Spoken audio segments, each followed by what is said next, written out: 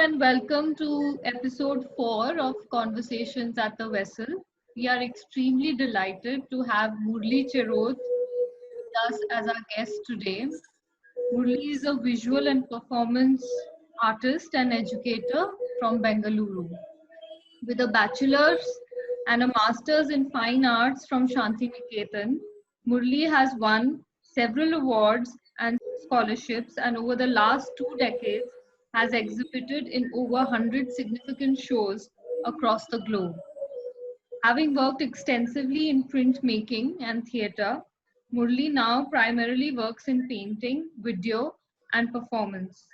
His visual works contain wide cultural references and a deep conversation with the history of representation in visual media, fine art, cinema, music, and architecture. Murli has taught at CEPT and Kanoria Center for Art in Ahmedabad and NIFT in Bangalore and Chennai. He has evolved his conceptual and figurative concerns into a pedagogy that emphasizes on art as integral to education.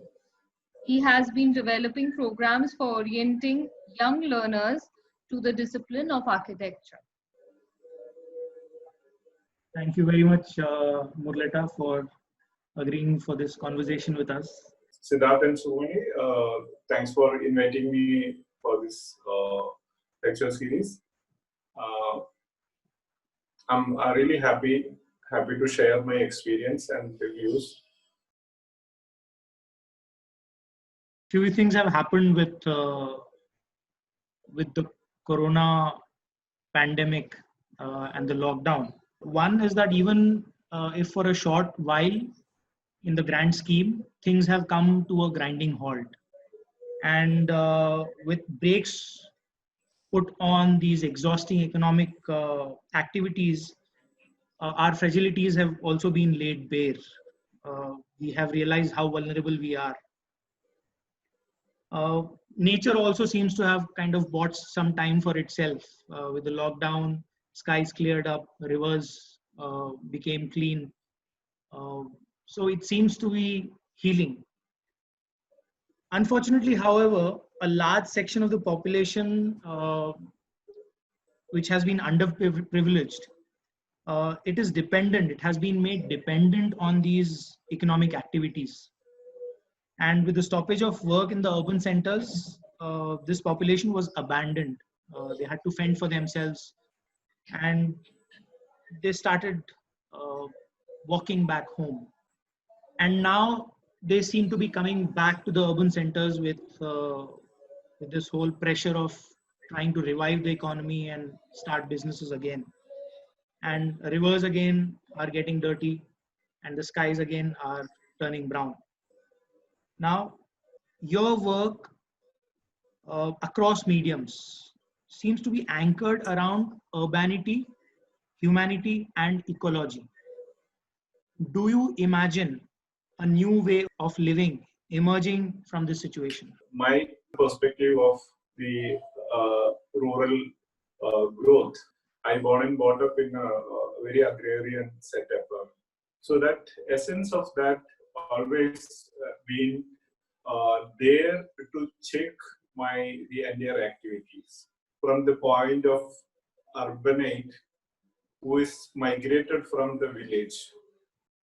Situation is something which is not very new to me because as an artist, I have a very different practice, and that practice gives a lot of aloofness experiences and very personified state of the being. People can say that the pandemic is such a thing. It will give you a lot of the realization and other things. But I've been going through such a state for a long time. That's each performance when I do. Each time I get that oracle, kind of experience. And similarly, you can say that it's a new the tendency to rethink the tenure, the life experiences.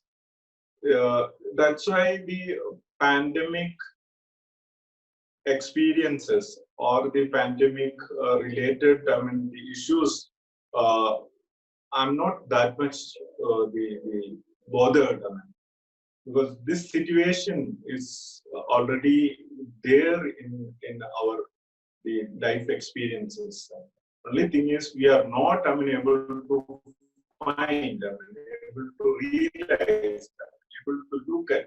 That's why the it's become like a fear to the urbanites more. When you look at, I mean, the village, right, because I'm in Kerala now. I'm experiencing that. I mean, people are normal. People are talking. People are having celebration. People are doing a lot of, I mean, the interactions. All these things are happening. But the other side, they are conscious about the health, health-related things. There's a reality which takes me to that litmus test. That comes from my agrarian the background. I was exposed to a lot of rituals, ritualistic experiences, agricultural activities. All these things were there, I mean, in my childhood. After finishing the art college in Kerala, I believe that I need to have better place to go. That's why I have selected Shantiniketan to go and study. Where the Shantiniketan, when you experience that, I mean, the season-wise, that entire the environment change. Each flower falls. It says that you are in a different time. So it's that's why the beauty of Ramkinga's sculpture in that landscape. Beauty of, I mean, Vinod Vedi's murals when I migrated to the city.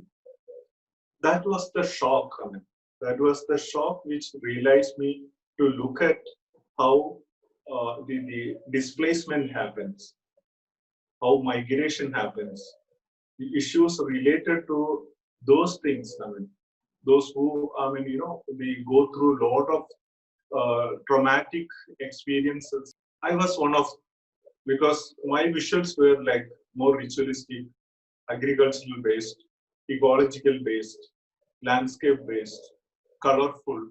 After my studies in Shantiniketan, when I moved to Calcutta, looking at all the colonial buildings, grotesque,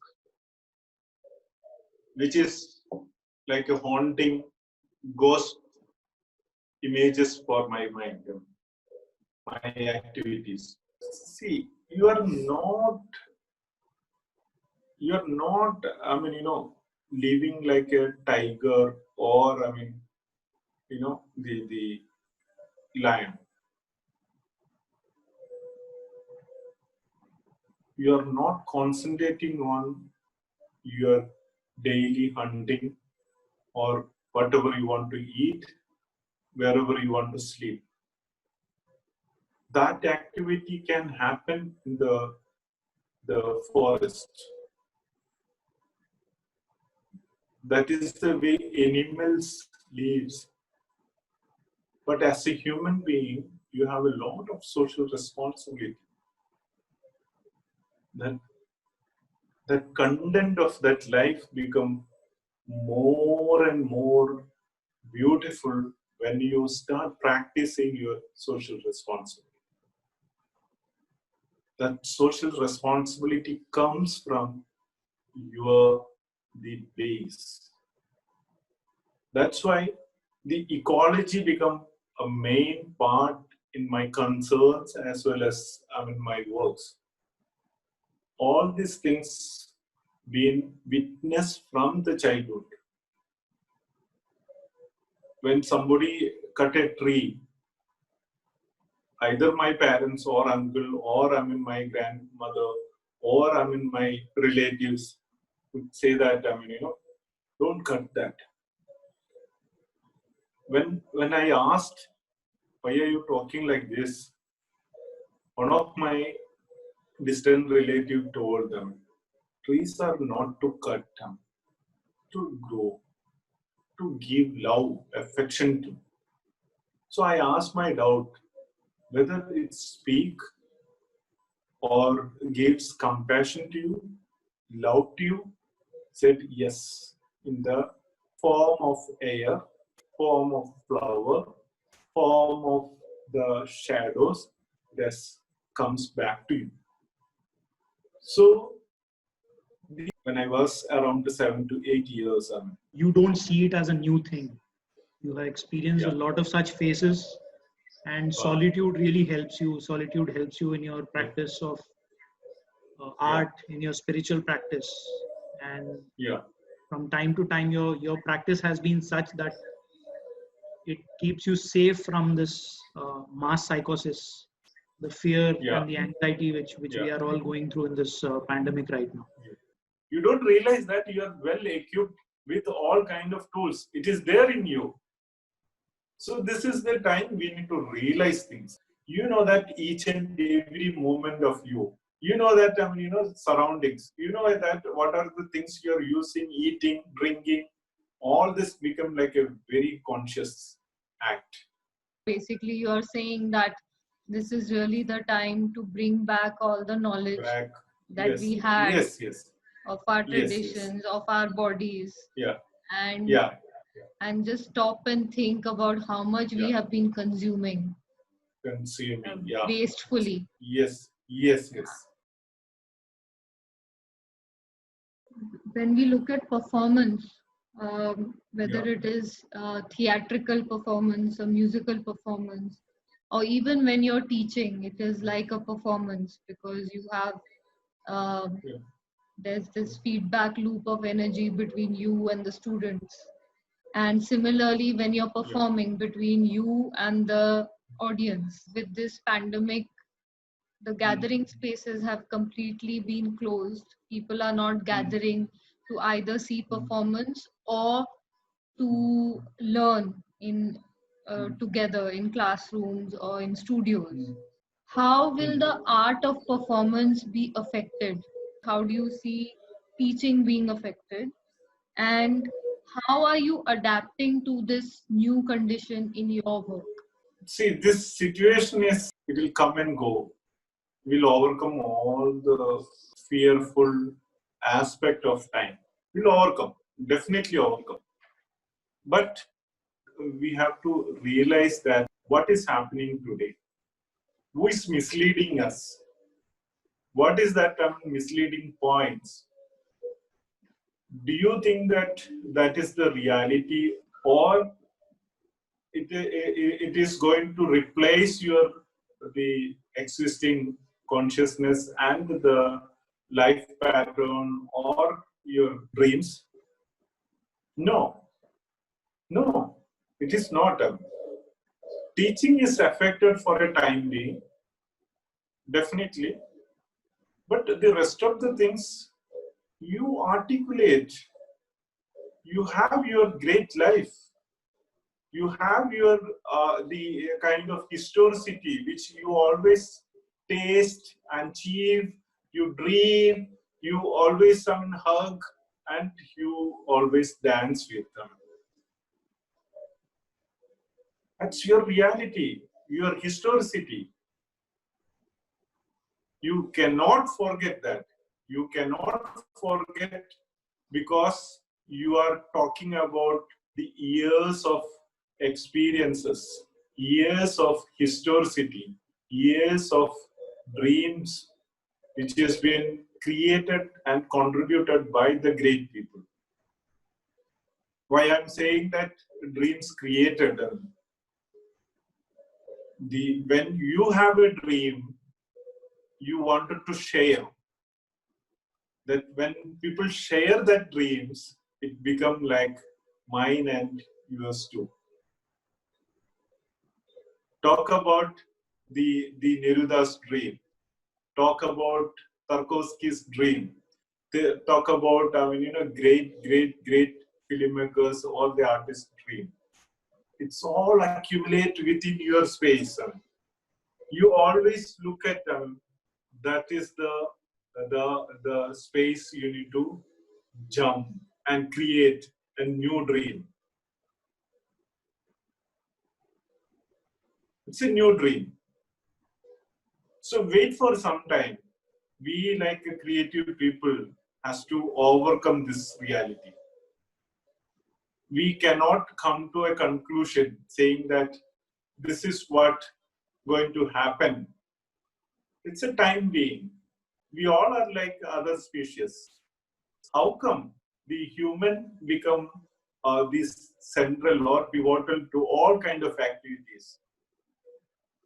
I don't believe in that supremacy. So there are people, they wanted to create new technology to overcome things.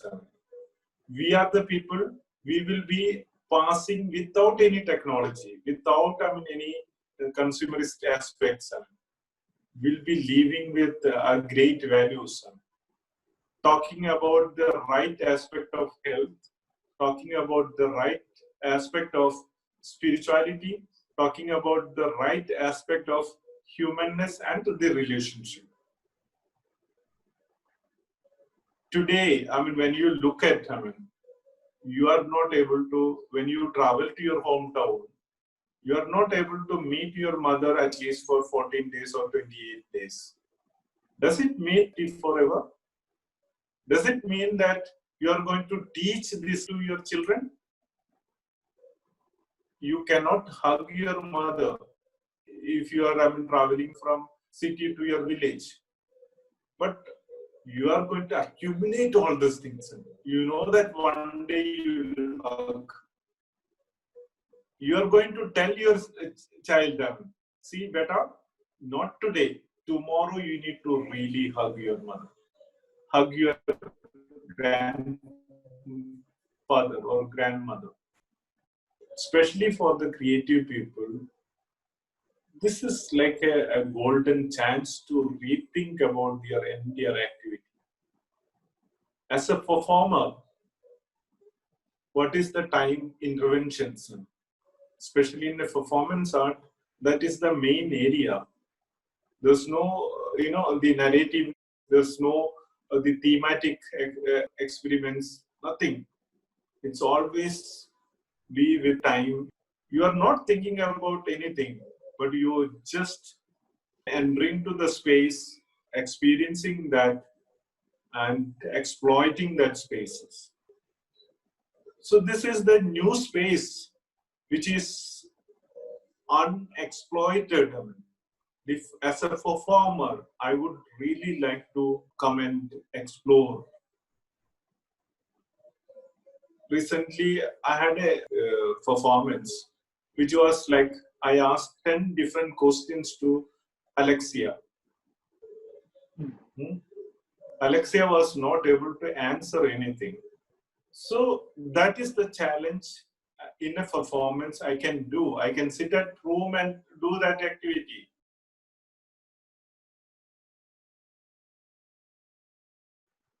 You also read newspaper. You also read the web-based portals. But you never try to check it in your reality. Basically, you have also answered our next question, which was to do with what are the impacts of this socio-physical distancing, if at all there are any long-term impacts on creative practice and education. So you are saying that this is only a short-term phase.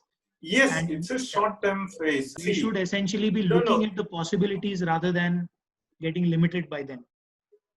Yes. See, the major things will affect, because the practitioners, educational practitioners, needs to think that this is a time being affected.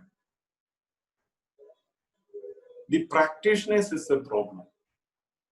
See, I can imagine a lot, but when I wanted to implement something, I need a group. I need to have believers. But you are not changing the essential narrative of their collective knowledge. You are not changing. You are just adding, saying that, look at this. This is the possibility we need to explore. How many of you can say that, I mean, the new areas of exploration. This is like information which I am carrying to you. But when you sit at your, I mean, place, just having a coffee, you can also look at your surroundings. But this information should work. We're still holding that point and saying that, you know, we need to have touch, we need to have a smell, we need to have the continuity, we need to have many other things. This is the time we need to really look into the new way of reading things. The rereading should happen without hampering our that historicity and experience and narrative. Education is affected for a time being, for a, I mean, you know, some time. But as educators, we should not, I mean, leave that thread, I mean, which is been always carried out, that humanness. We need to have that thread and believe that this is, I mean, you know, when we have classes on the Skype, or, I mean, you know, the Zoom or the Meet, we should always say that, I mean, this is just giving you the information. Believe or not, you can think in your own context. Similarly, the teaching is something which one should feel that we are not known to or exposed to the knowledge system. More than that, it's an experiential system, where the conceptual part or conceptual domain is working, the imagination is working, the knowledge is working, experience is working. So the skill become like experience to reread the reality. Skill, you have to come back and do something.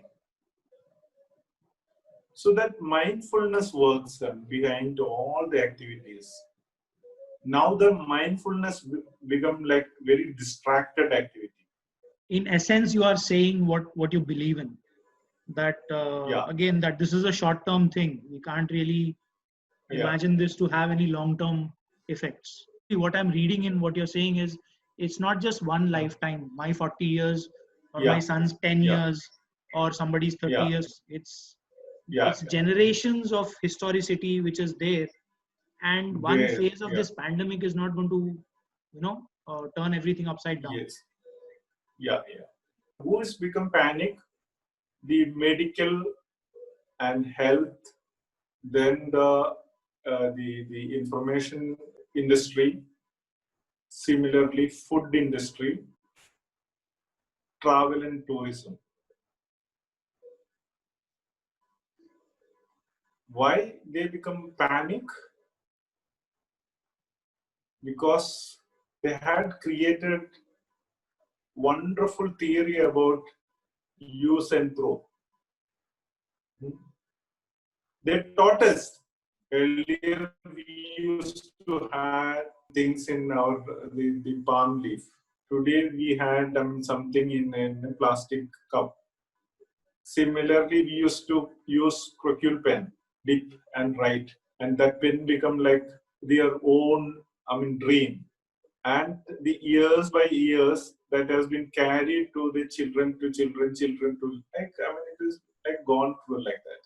Today, your writing tool become like a very consumerist element. You write, finish, and throw it.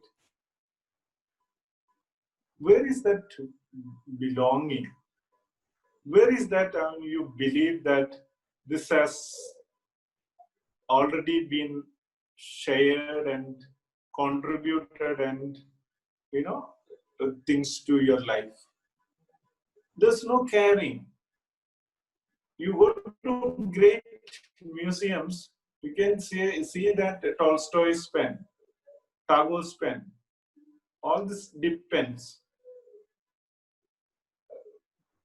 I'm talking about this small element in our life. In our life, small element like a croquet pen or the dip right tool. So we are losing all the importance of objects, the elements, then the spirit. We are losing that. That's why I'm saying that who become panic, you or me, or people who believe and produce things and spread it in the market. I'm not saying that we should go back to the zero and start with the archaic life, but this is the time we need to really hold that local knowledge, local experiences, as well as the relationship. There is importance for these small things, which has been eradicated from your life. Now it's a time to bring back all these essential things. There's no local knowledge in our country now. Turmeric, I mean, we look at what is the percentage of curcumin in that turmeric. A beautiful hen, we don't look at. We look at chicken. Similarly, all the things.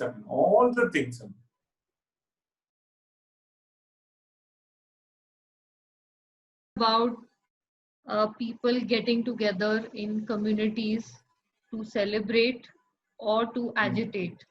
We get together when we are celebrating something, but also when we are raising our voices against authority. Yeah, you are basically talking about two different things.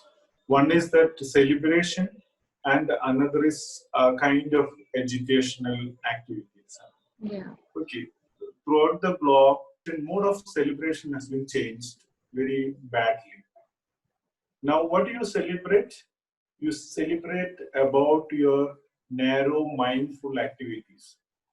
You don't, get together to talk about literature activity or film or anything. I'm talking about the mass level. So the mode of, the celebration has been changed very negatively. So why do you want the space to celebrate? The other side of the political activities, you are in the time where you scared to say something, a kind of fear which is floating in your surrounding. You are scared about your authority, you scared about your institution, you scared about your state, you're scared about your nation. Things are very bad that way. So as a humans, we need to really look at what is the mode of creating a new activity in terms of, agitation or upsurge in order to bring the attention from the authority or the institution. Where lot of things has been taken from the performance theater and a kind of sensibility which is already there in our mind, which is always, now especially, always, doubtful, which we need to really check it out. And you can also bring a lot of other sensibilities like writing. Thousands of people. Recently, it's happened. Even when I was young, when the Silent Valley, the agitation was happening, we wrote thousands of people. We wrote letter to Prime Minister. The creative people will bring new values. One of the Russian performance artists, he was alone. He nailed his testicle and he was sitting in front of Russian the secretariat. the entire system was behind him to remove from that place. So sometime the creative people become like a more powerful than the crowd. That's because of the newness and the creativity beholds with that activity. So the activity, the single activity also address the larger area of social observation. So I'm not, really saying that, we are against to social gathering, but we try to bring that, things into different level. The performance artist can really raise that the question very differently. He can get the attention of the entire world because of the single activity. That is why that Russian performance artist Panowski become very, very important. And he's done a series of such acts. He has Yes, stopped his ear. Yeah. He wrapped himself in barbed wire. Yeah. That 6 hours to cut that, wire to remove him without hurting him. And he was stitched his and stood. Think about that. That's not an extreme activity, but that is extreme in a philosophical way, sir. Extreme in that, the area of, bringing that strength to the social phenomena.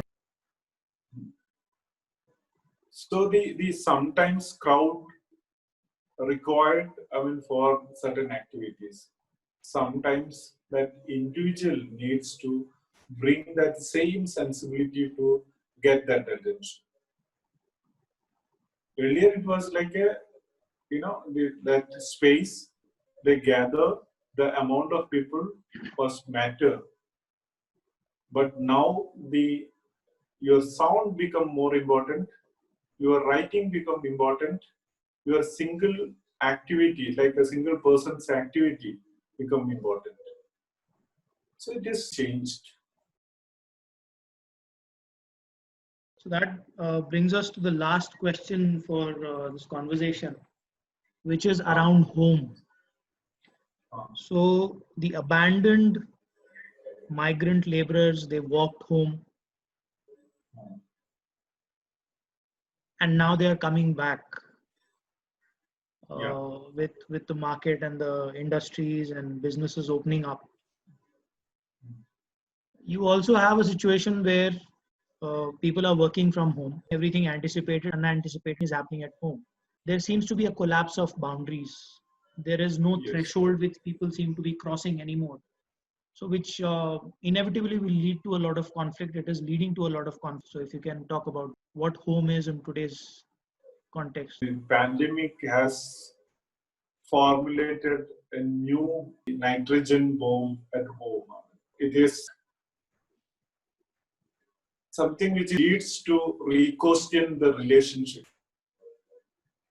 The husband and wife, the father and son, father and daughter.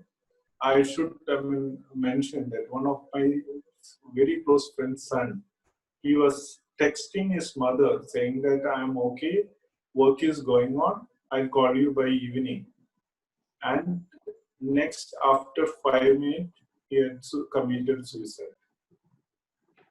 This is the reality. And a lot of domestic violence flared up in this pandemic time. Home become like a clinical lab. One side, the children, they study, they transferred, that rooms become like a classrooms. And the other room, suppose her father or the mother working in IT, it become like an office. The other spaces like a kitchen and the social gathering dining spaces become empty. There's nothing happens. So this is the reality now. You may say that they always come together and talk, but behind all these things, is a unknown violences happens, hidden violences happens by words, by physically attacking, killing. If you look at the domestic violence, people committing suicide, people being killed, people being tortured, people vanish from their home, gone somewhere, and they didn't come back. Nobody noticed all these things. Nobody. People say that the school has been transferred to the home, but how many parents they really become part of that activities? Average people's screen time becomes 7 to 9 hours. Rest of the time they'll be sleeping or eating. So what is that we are saying, that our intrapersonal relationship become more fruitful? No. We are hiding everything now. People are talking through phones. Like, I'm sitting in this room, my cousin is in another room. If I wanted to say something, I will call him and say. This is the biggest violence. Negating that reality, negating the relationship, negating the existence of your people. So violence become made even if you are not adding the sanitizer in your hand. There is a quarrel. There's a fight. So how do you bring that consciousness? This is the time we should check.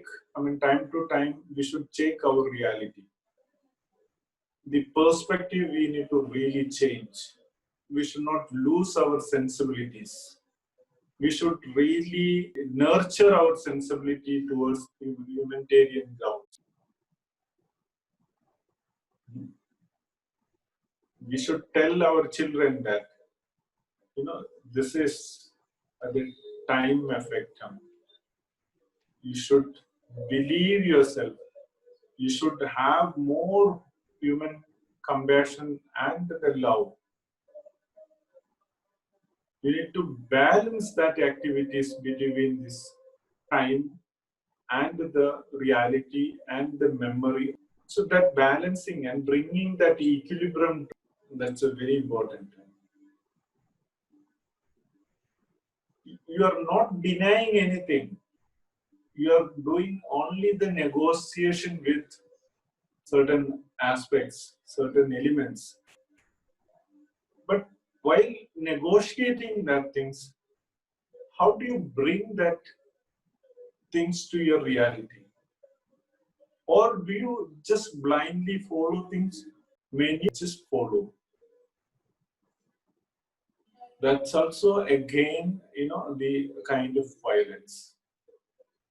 Because that kind of fear which has been created socially, created culturally, created bureaucratic way. See, there was a war between China and India. Amount of pressure which has been created and generated through different media was enormous. So nationhood, the question of nationhood and proudness being generated to the people in such a way that there's a lot of fear being created. Faulty concept. You are not understanding what is happening to your original thinking.